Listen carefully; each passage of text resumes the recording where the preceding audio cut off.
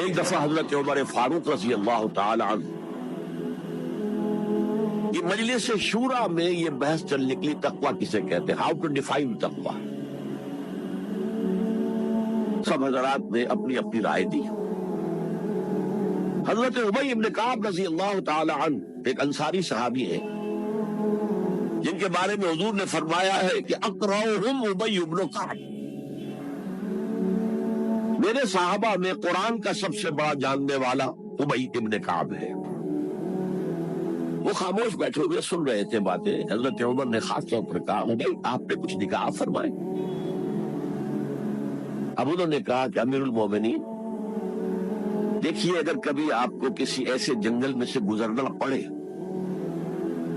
اس میں کوئی پگڈنڈی نہیں ہے، بڑی اونچی اونچی گھاس ہے اور قدم قدم پر خاردار جو ہے جھاڑیاں ہیں، تو آپ کیسے گزریں گے؟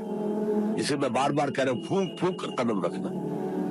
دیکھ لو کہیں اس گھاس کے اندر یہاں کوئی سانپ جو ہے وہ کنڈلی مارے بیٹھا ہو، تمہارا پاؤں سانپ پر جا پڑے، یا کسی اور موذی جانور کے بل میں پاؤں جا پڑے، یا کہیں تمہارے کپڑے جو ہے وہ کسی جھاڑی کے کانٹوں میں الجھ جائیں، بچ بچ کر نکلنا، یہ تقویٰ ہے۔